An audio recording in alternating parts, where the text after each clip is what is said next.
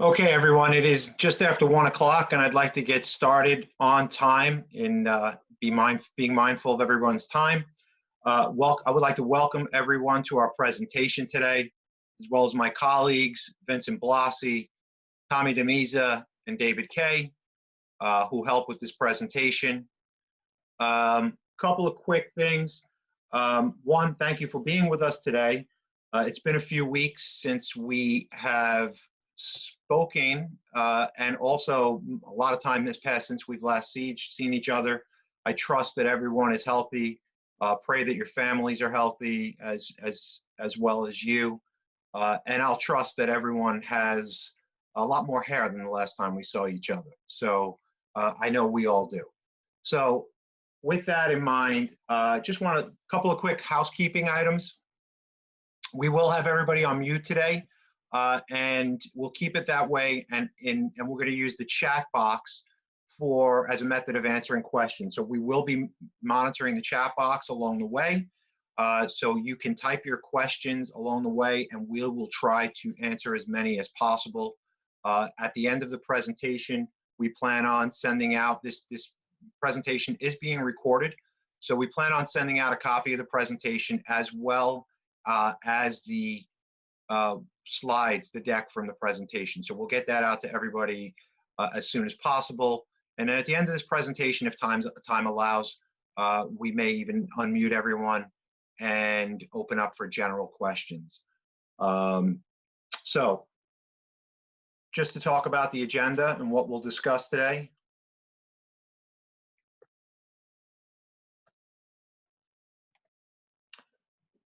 So today what we're going to do is we're going to talk about we're going to review some of the federal and state responses to the COVID-19 crisis. We'll discuss the insurance industry response and how they've reacted. We'll also talk about benefit considerations while employees are on furlough, one of the more important items and where we've gotten a lot of questions as of late. And along the way, what we will do is we will talk about some of our own experiences, what our clients are asking us, and some of the resolutions that they've come to. As I said, we'll stop for questions along the way, and we'll do a formal Q&A at the end. Finally, I want to just mention some of the things that we're going to talk about today pertain to various laws that relate to benefit administration and employee benefits. We are not giving legal advice today, so some of the things that we discuss are our opinions and are what we have determined, but you may need to discuss some of these things with your employment attorneys as you progress.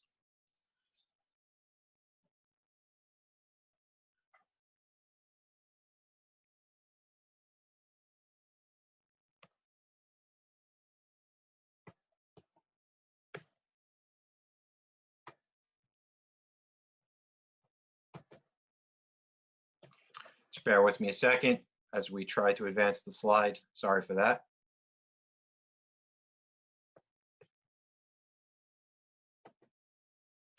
So what has happened a lot? We are now on day 39 of our pause, which started on March 22nd. Approximately 1.4 million New Yorkers have filed for unemployment during that time, and thousands of businesses have been shut down, including many of our clients. Since March 16th, Vanguard has been working remotely.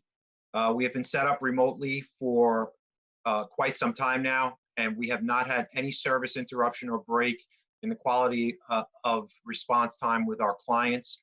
We will continue to be here, whether it's in our offices in Melville or as we are now, which is situated in our homes for all of our employees.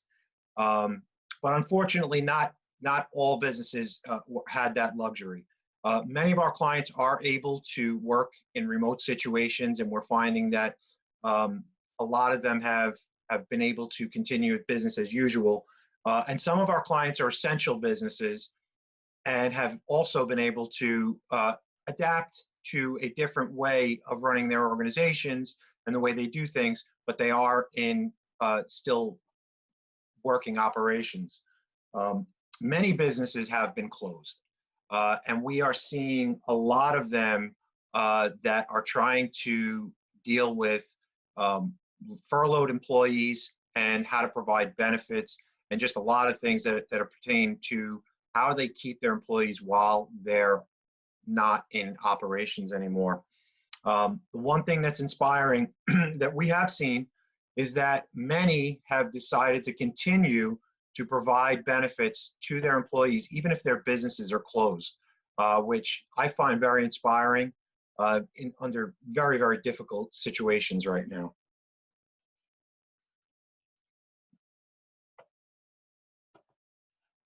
So some of the things we're going to talk about today and the government's response to the current crisis it speaks to the Federal First Coronavirus Relief Act and the CARES Act, which the biggest component of the CARES Act is the PPP loans and the stimulus package that is provided to business owners. At this point, many businesses are trying to still get their PPP money, and that really ties into, excuse me, really ties into what and how long they can continue to provide benefits for their employees. The Federal First Coronavirus Relief Act was the first to be instituted, and that was instituted on March 18th. And as many of you know already, it provided the key components of the laws. It provided 2 weeks of paid sick time for those that had COVID-19 or were quarantined due to COVID-19. And it provided up to 80 hours. It also provided 2 weeks, up to 80 hours of paid sick leave at 2/3 the employee's salary for care for a child or a family member. In addition to that, there was an expanded family medical leave instituted that could provide an additional 10 weeks of at employees' regular rate of pay if they were caring for a child that was home because their daycare or their school was closed. Aside from that, some of the components, the assistance for employers became available through a refundable tax credit. So those that had employees that were out on federal first leave were able to claim a tax credit against their payroll taxes for the cost of payroll while they were out and their health insurance. So that's a key thing, is that health insurance was included in that tax credit.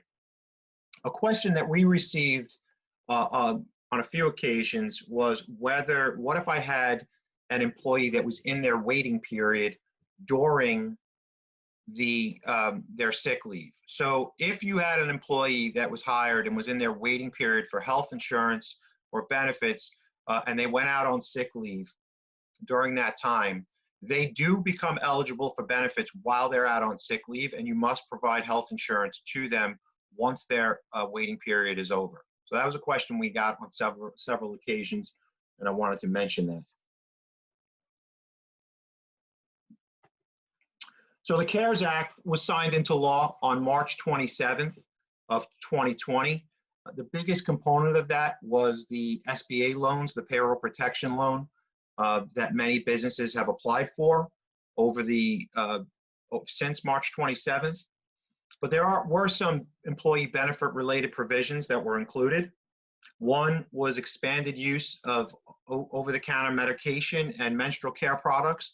So it eliminated the prohibition on over-the-counter products that was related to flexible spending account rules. And so now you can purchase over-the-counter products. It's eligible for FSA, HRA, and HSA, health savings accounts.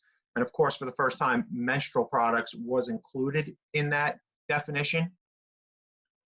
COVID-19 testing without cost sharing was also part of this act.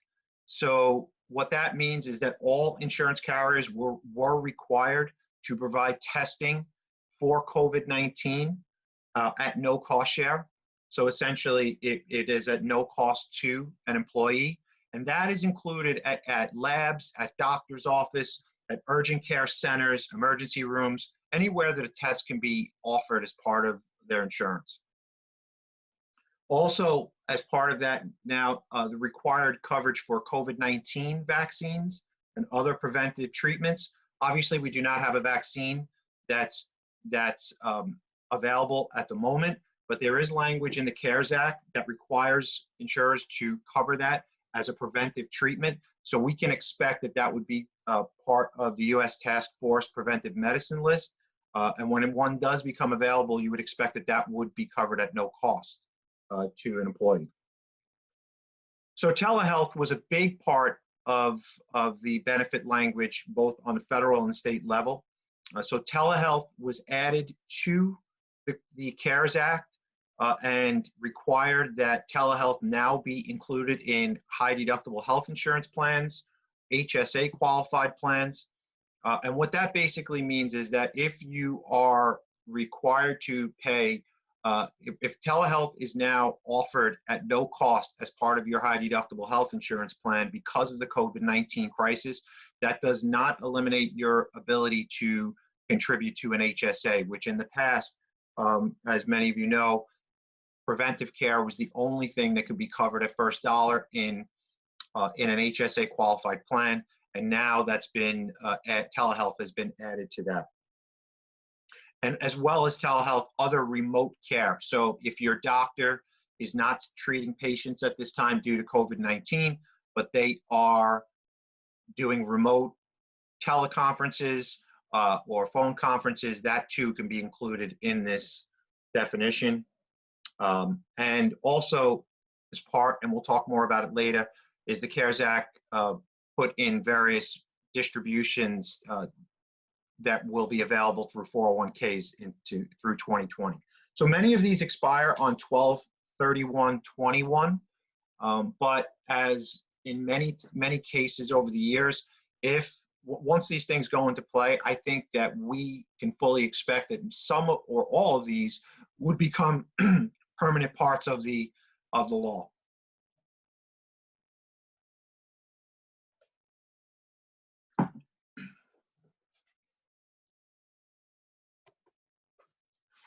So, as we talked about before, there's implications to the CARES Act and the Federal First Coronavirus Act that tie to the Affordable Care Act, to HIPAA, to ERISA, and to COBRA.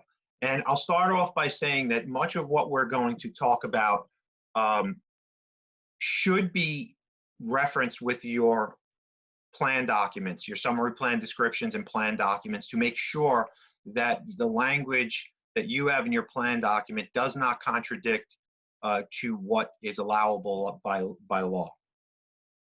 So you should consult with your attorneys on that, look at your plan documents, and make sure that all of this coincides.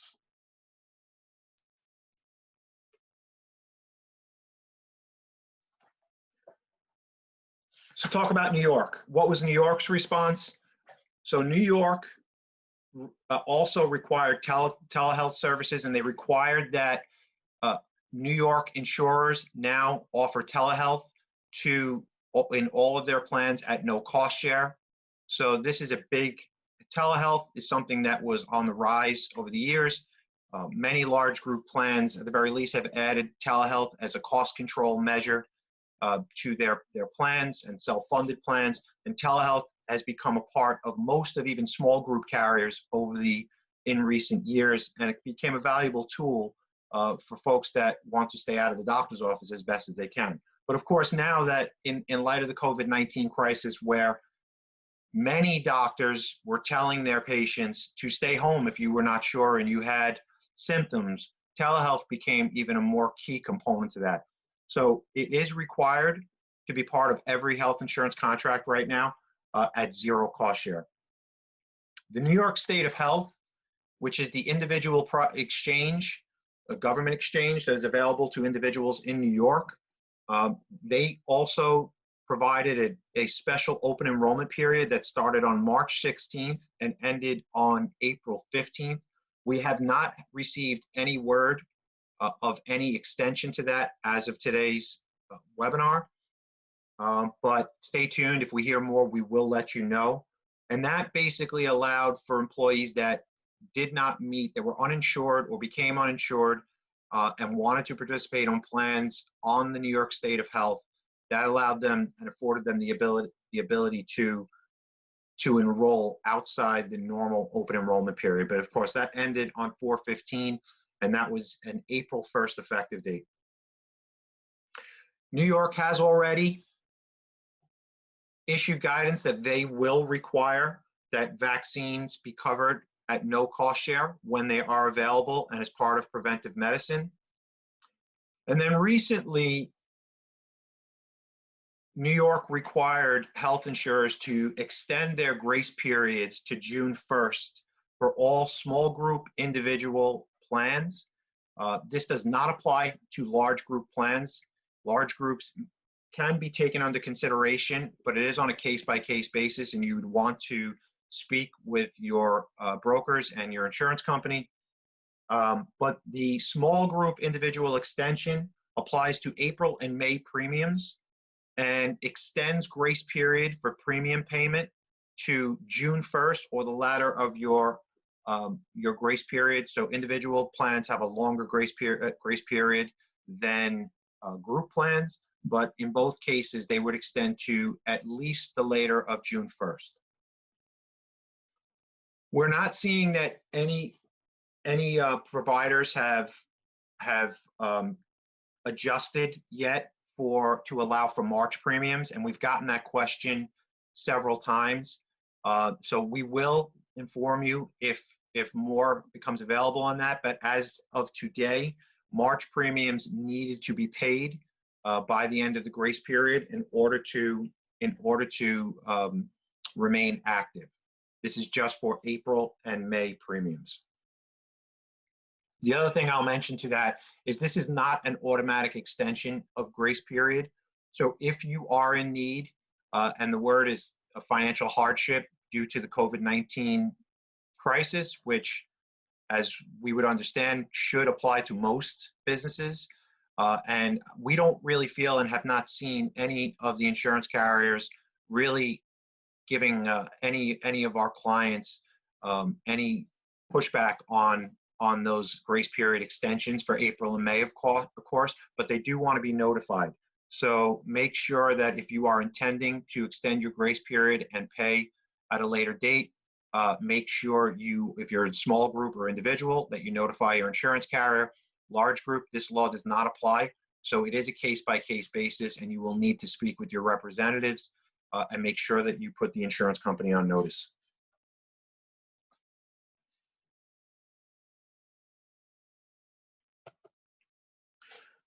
So the insurance industry response has been one of relaxed guidelines and really an overall willingness to assist the community with underwriting guidelines and, of course, grace periods, as we talked about before. Many are liberally waiving their normal underwriting guidelines, particularly if your plan renews, if you're a small group and your plan renews in the April or May month. Many of the insurance companies have relaxed their underwriting guidelines and are not conducting audits during these periods, trying to assist employers.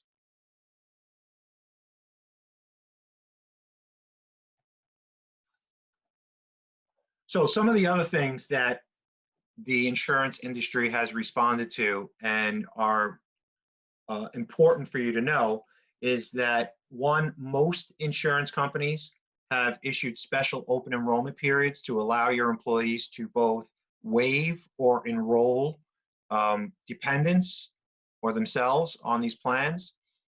One thing of note, that because the insurance company is allowing special enrollments, that does not necessarily mean that it's a HIPAA Section 125 qualified event. So you want to make sure that if you are pre-taxing deductions from your employees, that they meet the criteria of a qualifying event before you allow that special open enrollment. And that could be a reduction in hours or, of course, a furlough. Most of these that we're seeing, special open enrollment periods, expired on either 4/1 or 5/1. I have not seen yet any extensions that have led to 6/1, but we will keep you posted on that. As far as furloughed employees, the far majority of the carriers have agreed to allow for furloughed employees to remain on benefits. We haven't really seen any that have pushed back on that. Some of them have different timeframes that they've issued. Most, as of right now, are showing that is extended to May 31st.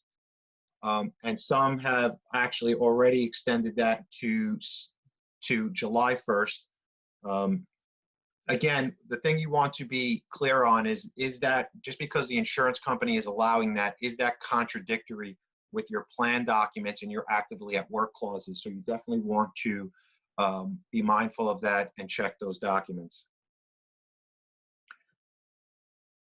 Almost all of the insurance carriers in the New York market anyway are allowing for a waiver for rehire requirements. So if you have your employee on furlough or you terminate employees and they're going to be rehired, you should not have to meet a new, or they should not have to meet a new hire waiting period when they return to work. And from what we've seen, almost all carriers have implemented that strategy. We talked about grace periods. Again, most of the companies have not extended that grace period to March's premium, but all have had to require with the 6/1 grace period. And again, just want to make note that does not apply to large groups. And again, it's important that you check with your insurance company and notify them of your plans. As far as plan changes, it's sort of a mixed bag. Some are allowing plan changes for employees that want to downgrade coverage, or employers that want to downgrade coverage or upgrade coverage due to the crisis. So you need to check with your insurance company and see if they will allow that. And again, that also is something that could impact your actively at work clauses and Section 125 if you're pre-taxing premiums. So be sure you're mindful of that before making any plan changes in midterm. Telemedicine. Everyone has implemented telemedicine at a zero copay. As I talked about before, this was becoming popular in the past. I think most of us now, outside of even healthcare, have learned how to do something remotely these days and have been forced into some kind of remote work schedule, remote education of your children, and telemedicine is definitely something that was on the rise that I think will continue to grow. I don't think you will see any insurance companies that have now added telemedicine to their portfolio remove it after this. I think it'll only grow stronger, and people will become more apt to utilizing telemed, which is a good thing because it drives down cost. Talking about cost share for waiver of treatment of COVID-19, and this is an important one because originally the government had mandated that all carriers waive co-payments for the diagnostic testing of COVID-19. In New York, they followed suit with that same mandate. However, many of the insurance companies have extended that, notably Empire, Blue Cross, United Healthcare, Aetna, and Cigna have all waived cost share for treatment and testing of COVID-19. So if you've been hospitalized, if you are or employees that are hospitalized or have received treatment by a doctor, that cost share, whether it be deductible, coinsurance, or copayment, will be waived if it was for COVID-19.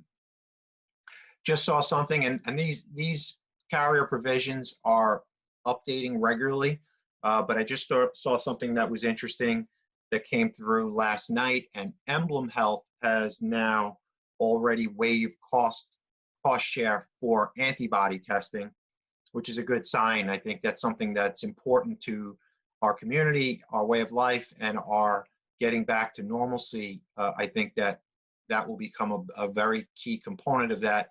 And so Emblem has already announced that they will waive cost share for antibody testing, and I would assume that many of the insurance companies will follow suit and do the same.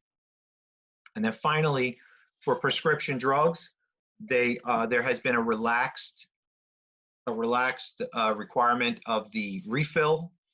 So all of the carriers are now allowing an early refill of your medication. They're not holding employees to the 30-day refill requirements. So if your employee needs to get their prescription and they want to get it, they can get it earlier than 30 days.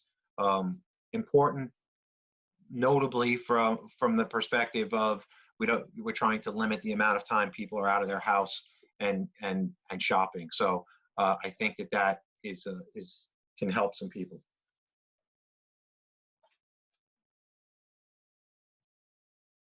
So just quickly to talk a little bit about some of the things that are going on in the insurance industry. United Healthcare has committed $70 million. That says 60, but it's been updated as of the other day to $70 million through various foundations that support healthcare workers, seniors, people experiencing lack of food and homelessness. AFLAC has committed $5 million to 2 organizations for PPE and equipment. The Blue Cross Blue Shield associations across the United States have committed almost $3 billion to care programs for healthcare workers, local communities, and for the ongoing fight of COVID-19.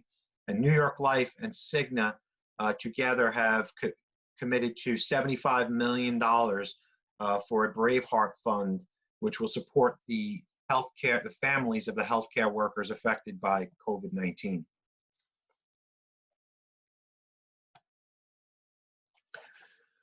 So to talk about furloughs for a few minutes, this is an important subject, one that we have been fielding questions on since the crisis started. It basically how it affects employees and their benefits. And there's several things that we need to consider as we look at furloughs. One of them is what laws require an employer to continue active coverage for employees. So if you are a small group or a non-ALE, so you have less than 50 full-time equivalents, you're really not required to cover your employees as they're on furlough. But if you are An ALE, you have 50 plus employees, you may have to comply with the Affordable Care Act and provide coverage. We'll talk more about that in a few moments, but you may have to comply with the ACA and provide coverage while your employees are on furlough. When can employees change their elections? That has ties to HIPAA. Again, as we mentioned before, insurance carriers are being very liberal with allowing employees to make changes, but does that violate any of the HIPAA laws from a standpoint of making pre-tax deductions and changes off cycle? One of the biggest things is who covers the cost and how do you do that? Many employers are trying to determine which way to go with COBRA or complying and, or I should say, offering benefits during a furlough period. And we're seeing it mostly go towards employers that are offering benefits to the furloughed employees. And much of that, I guess, would be because we anticipate, hopefully, that we get back to work in the near future and we can continue business operations. But what if an employer wants to offer coverage when an employer is not required to? We'll talk about that. And again, it really comes down to whether an employer is providing coverage through their as a continuation of their group plan, and how do we do that, or if the employee is going to be allowed to go on COBRA. So, talking about the Affordable Care Act and the implications that furloughs and layoffs provide. So, it's important to notice it's two different things. A furlough is actively considered an active employee to the organization from an ACA standpoint, regardless of how many hours they're working, or if they're not working at all. And a layoff is a termination. So it really depends from a furlough standpoint what your measurement is for the determination of full-time equivalent employee. Many organizations that have stable salaried employees with no varying hours or little varying hours use the monthly method of determination. And if you're using the monthly method of determination and your employee does not work the required 30 hours a week, you do have the right to be able to remove them from the plan and not offer them coverage during a furlough period. However, where that could get tricky is if you have varying hour employees and you're measuring your employees' hours and eligibility based on a look-back period, you may be required to cover them by the ACA or face penalty if they're taking off the plan during a furlough period. And I'll give an example. So if you are measuring your employees based on the look-back period, and you can do so based on 3 months, 6 months, or 12 months. Most employers that we see use them 12-month look-back, but we do have some that use less. So basically what that means is that you're measuring your employees based on their full-time status over the prior 12 months. So if during that measurement period, you are allowed, they have become full-time eligible during that measurement period, you are required to provide a stability period that matches that. So if the ACA, if you're using a 1-year measurement period and you have a 60-day waiting period, let's say, because you're not allowed to have more than 90, you can, once that employee has been tracked for 12 months, you can now have a 60-day administrative period, which is the waiting period, and then they must be offered coverage for the same amount of time as their measurement period, which was 12 months in this case. Otherwise, and they must be offered coverage through that, otherwise you could face penalty for not offering. So no matter what the employee does during that period, if they drop under hours or are not working any hours and they're not terminated, they must be provided coverage as per ACA guidelines. Of course, if you are a small employer, there's really, and you're under ALE status of 50 employees, there's no requirement on you. So you can, in that case, from a furlough standpoint, you can decide you want to offer coverage and continue to keep them on benefits during that time period, or you can terminate them during the time period. You're really not required by the law to do to offer coverage during that period. Of course, if you're an applicable large employer and you do terminate your employees, it is a true layoff. You can do so, and if you are on a monthly tracking, I'm sorry, if they're laid off, your only requirement is that you would have to abide by COBRA rules, and you would have to offer them coverage, an extension of their coverage for up to 18 months. If you're in New York, that extends on the mini COBRA laws to 36 months. Furlough really matches a lot of what any other type leaves would allow from an ACA standpoint. The only thing that you should consider, if there are other leaves such as FMLA, you are required, if you have more than 50 employees, to offer health insurance during that FMLA time period. So from a COBRA standpoint or a furlough standpoint, many employers have decided to, even if they're not required, they've decided to keep their employees on their plans during the furlough period. And that could be just a temporary thing to, one, to determine how long this is really going to last, and two, how long it will take to get their payroll protection loan, which does allow for payment of health insurance costs, particularly. So many have decided to do that because of the administrative burden of adding employees to COBRA. So what do I mean by that? If you terminate your employees, if you're intending on hiring your employees back, and it is a true furlough, and you're determining whether we terminate them and then offer them their jobs back or just put them on furlough, if you terminate them, you would have to offer COBRA. And so you would have to terminate them on benefits, offer them COBRA, and then hire them back, which would create another termination event on their COBRA plan and adding them to their group plan.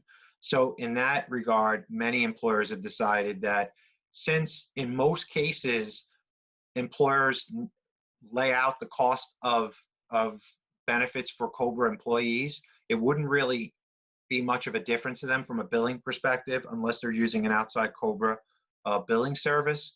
So many have decided to continue to offer them on the group plan while they're out on leave.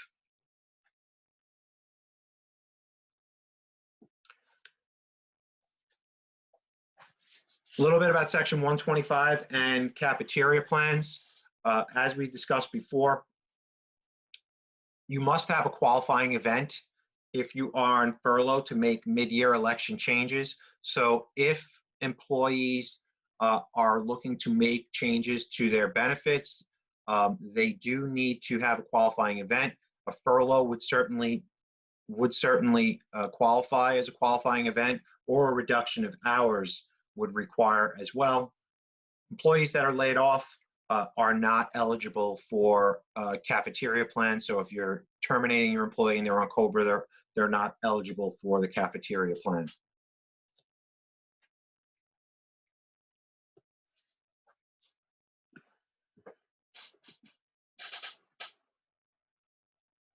So as we talked about, just going back to COBRA for a moment, and as I mentioned, many have decided to keep their employees on their group benefits, at least temporarily.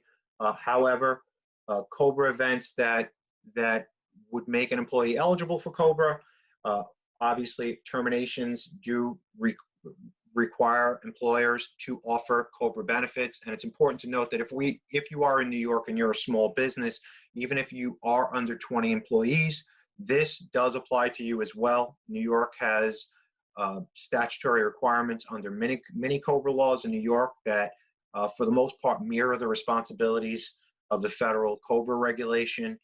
So keep that in mind. So if you are furloughing your employees and you are terminating them from benefits, you do need to offer those employees COBRA. If you're reducing their hours and making them not eligible for benefits anymore, the same applies. And of course, if they're laid off or terminated from benefits, COBRA needs to be offered to these employees, and they have a 60-day election period to comply and elect benefits. So I want to talk a few minutes about who covers the cost of the benefits, because these are questions that we're receiving quite often. So for one, if you are allowing your employees to remain on benefits and they are on furlough, you more than likely are not able to payroll deduct from their paycheck. So who's gonna cover the cost, and how do you do that? As I said before, the ACA will definitely dictate that for large employers based on your tracking of employee full-time eligibility. So you may have to comply with that. And if you do, what you would want to do is you definitely need to keep them on the benefits, and you would need to charge them the appropriate fee that keeps your plan affordable. So you can pay for the benefit if you'd like. You can pay for the entire benefit, and we have some employers that have decided to do that. Or you can charge the employees their portion of the cost of the benefits that they normally pay. So again, from an ACA perspective, make sure that that still remains affordable for employees as they go forward. But you are allowed to bill the employees for their portion of the benefit plan, and you can do it as often as your current payroll cycle. So if you're on a biweekly payroll cycle, you can actually require that the employees make their contributions and submit them to you as frequently as your biweekly cycle. Keep in mind that you should comply with the grace period regulations. So the employees, similar to COBRA, have a 30-day grace period typically for benefits. So if you're keeping your employees on your benefits and they don't pay you, should at least be giving them 30 days for notice before you terminate them from your benefits. I would go as far as saying, and I don't see any regulation on this as of yet, but if you are an employer and you are taking advantage of the 60-day grace period for your own premiums, you should extend that same 60 days to your employees. But again, I don't see any regulation on that as of yet. We'll keep you posted if anything else comes about. But you are required to offer a grace period, and the same goes under COBRA to your employees of at least 30 days if they have not paid your premiums. The payroll, the portion of the contribution that's taken outside of payroll is of course not pre-tax any longer. So they would not be able to participate or put those premiums through the cafeteria plan. But as employers, you are allowed to make arrangements with employees as long as they follow non-discriminatory guidelines. So if you have an arrangement with one, you should make the same arrangement with all, at least in the same class of employees. And what I mean by that is, if you are an employer and you have your employees on furlough and the furlough lasts a month, you can make an arrangement with your employees that they can be deducted back for those contributions once they're back on payroll. And that would allow, obviously, for the pre-taxation of the benefits to continue going forward under the cafeteria plan. So you can get creative with it as far as the repayment schedules. You should keep those repayment schedules within the cafeteria plan year. But other than that, and you should be consistent with all of your employees. But other than that, you can get somewhat creative with the arrangements you make with your employees from a repay schedule.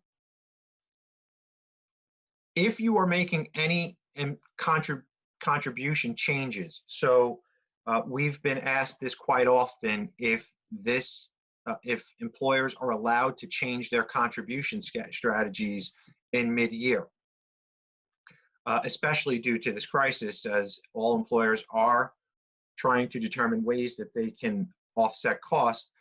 You can do this as an employer. However, you will need to amend your plan document and give your employees 60 days notice under the summary plan description rule. So it's a material modification.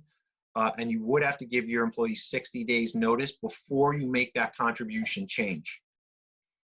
Be mindful as you're making your contribution changes that you do not violate any HIPAA non-discrimination rules that might tilt your employee contributions towards favoring highly compensated employees. That's one thing you should be mindful. And then also be mindful that if you are an ALE, that you are not making your plan unaffordable for employees, which could trigger penalties if they go to qualified exchanges during these time periods.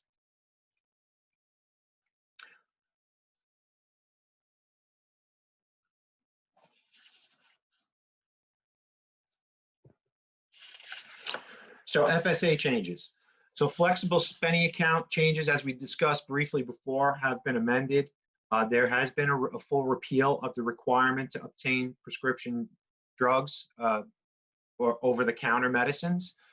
So you, in back, I believe it was 2013, under the Affordable Care Act, there was a restriction put in place where you would need to get a prescription in order to buy an over-the-counter medicine. That is something that has now been repealed. And so going forward, you will be able to buy over-the-counter medications, and they will be able to be pre-taxed under flexible spending accounts, HSAs, and HRAs. And as we talked about before, this includes feminine products for the first time. Election changes are permissible. There's been nothing new with this that we've seen so far. Election changes are permissible. However, you do need to have a qualifying event. So we've been asked on a few occasions if, because of this crisis, that employees can change their contributions to FSAs. And you can't just change your contribution if you are concerned and you want to plan for the future. There needs to be a qualifying event. There needs to be some kind of reduction in hours, change in status, perhaps full-time to part-time, or something, or a furlough that causes this change in election if to comply with IRS. So the IRS hasn't issued anything since that. However, there has been language we've seen regarding to dependent care changes. Again, there are qualifying event regulations under flex spending account rules that apply to dependent cares, and due to the fact that many daycares, schools are closed, and there is a change in the cost to employees because either their daycares or schools are not charging during that period, that becomes a qualifying event. And so you can make changes in elections on the flex spending account during this crisis if that applies to you.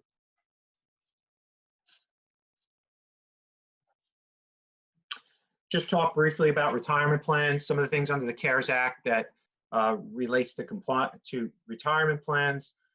Loans were increased to the lesser of 100,000 or the greater of 10,000 or 100% of the participants' vested account balance. There was a waiver of RMDs, required minimum distributions, and that period goes from January 1st, 2020 through December 31st, 2020. And then there are hardship distributions that are now eligible up to $100,000 that would waive the 10% early withdrawal penalty. Obviously, if, again, it's a hardship due to COVID-19. So I would recommend you have these conversations with your CPAs and your financial advisors if your employees are asking questions about this or any of this applies to you. So from a budgeting standpoint, we've been asked many times, what's this going to do to my health insurance premiums going forward? And I think the normal reaction to this would be obviously that the sky is falling, and this is going to have a huge impact on health insurance premiums. And to be honest, it's anybody's guess. To say that I have a crystal ball right here and I can determine what this will do to health insurance premiums, I'd be kidding you all. So, but I will offer a different perspective. Again, most would think that this is going to be catastrophic to the health insurance industry, which would in turn pass tremendous increases on to employers and employer plans, and individual plans for that matter. One thing I did see that was contradictory to that was through the American Association of Actuaries, where they projected costs that would be, excuse me, Society of Actuaries, which estimates the cost of COVID-19, and this is based on a 5% infection rate, that it would increase our spend at 4.8%. At the same time, though, because we're in a situation where elective surgeries and elective care and all non-COVID related services are decreasing, they estimate that that's actually decreasing right now by 5.4%. So at the moment, their estimation would be that the healthcare costs are actually decreasing by 0.06. Now, again, this really, really is determined by how long this lasts and how much the rate of hospitalizations actually decreases over that time period. So again, these are just estimates. There's really no way of telling. We do know that especially some of our nonprofit friends are budgeting for the 2021 budget years, and this is important information. So from a cost reduction standpoint, I think that some things that could be considered, although we're not able to pinpoint exactly what the premiums will be, something from a cost reduction strategy standpoint, what can you do right now that might be helpful for the current situation? Well, obviously you can take advantage of the leverage that the grace period extension might provide. However, that premium does have to get paid at some point. So hopefully, if you've received your payroll protection loan, that will help get you caught up on premiums. But of course, that's not a long-term strategy. There would have to be more that would be afforded by the federal government for if this continued for a long time. We talked about already, we've been asked quite often if you can change your contribution strategy, and you can. We talked about the requirements that you should consider before you do so, but you can. One thing you might want to consider is changing the contribution strategies on your ancillary products before you do it on your core benefit medical insurance. But again, in any case, make sure that you're reading your plan documents and doing it compliantly with what's written in your documents. Something else to consider are opt-out incentives. So you are able to do an opt-out incentive where you can offer an incentive for employees to either not take the plan or for their spouses to not take the plan. That's another idea. And so many organizations have this in place at the moment. And you could create a fixed dollar amount that is available as a bonus for any employee that does take advantage of that. However, just make sure that that is compliant in compliant fashion, and that you do make that available to employees of at least the same class. And then lastly, one of the things that we've been getting asked a lot about is ITRAs, or individual coverage HRAs.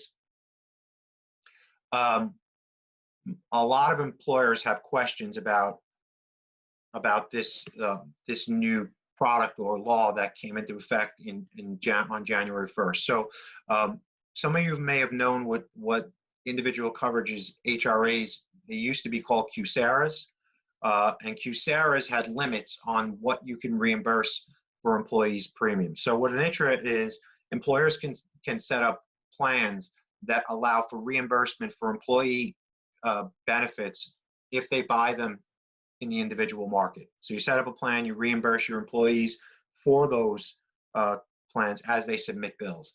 But we see a lot of challenges with these individual coverage HRAs. One the component of the employees, although they can purchase coverage on the exchange, they're not eligible for tax credits. So depending on the salaries of the employees, that's a dangerous proposition, in my opinion, because most employees, when they go to the exchange, they are asked a question very simply: is your plan affordable? And I think that many of us would, if they were asked that question, would answer that as no. But what that means is basically, is your plan affordable by the ACA guidelines? And if your plan is affordable to them, or they're offered coverage through their employer, they're not eligible for coverage through the exchange and subsidies, and that could create a problem for them and also for the organization. The other thing is, these plans would be leaving employees to go out and buy their own coverage, and they must meet minimum essential coverage. And one of the things that we're seeing is that if they're buying individual plans, there are many plans out there that are not qualified plans by minimum essential coverage standpoint. We've seen a lot of questions regarding plans that were church-based or faith-based plans, and be mindful that those type of plans are not meeting minimum essential coverage, and therefore employees, one, might not be compliant with the ITRA rules, and two, they may be putting exposure on themselves. So without education that's combined with this type of plan, this could be a dangerous proposition. But we're getting a lot of questions on it. I did want to make note of it because the rules changed in January and allowed for unlimited reimbursements through this up to the premium amounts. So if you have any questions on it, feel free to contact us on it. You know, one of the other things I will say is one of the reasons why it is interesting for employers is because the ability to offer a menu of options to employees.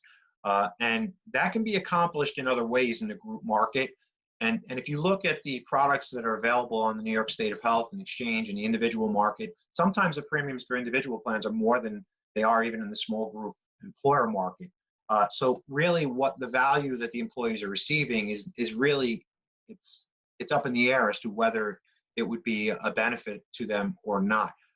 You could get, if you're a small group, you can get the same type of advantage by contracting with a private exchange such as a Health Pass, which would combine 4 different health insurance companies and dental and vision and life, disability, all into one menu of options. So I think that you'd be better suited from that perspective to create that kind of a strategy for your employees rather than the ITRA route, because I believe that there are many things that need to be under consideration before you do something like that.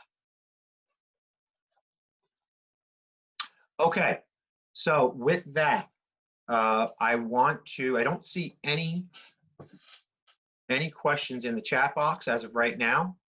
I do want to open it up to questions.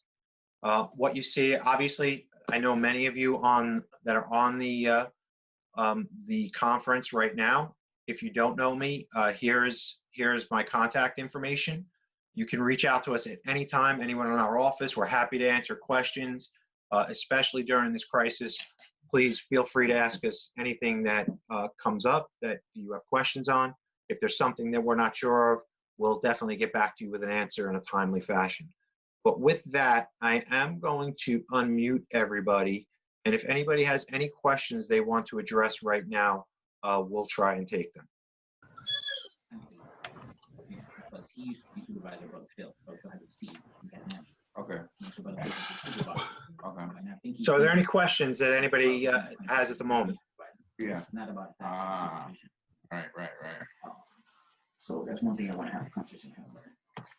So I'm going to shoot him a text like, what time should I expect it? Okay. I don't hear any questions. I didn't know we had a standing time. So if that's the case, I appreciate everyone's time. Again, feel free to use this as a resource. If you have any questions, please reach out to us, and we're happy to answer them. And in the meantime, I just wish that everybody stays healthy, you and your families, and you all get through this together. So thank you for your time today. I hope you found it informative. Look forward to seeing most of you or all of you in person sometime in the near future. You know where all our people are. You know, I'm very big, especially those supervisors who have staff who are in the field, you know, like managed care. You know, because God forbid something happens,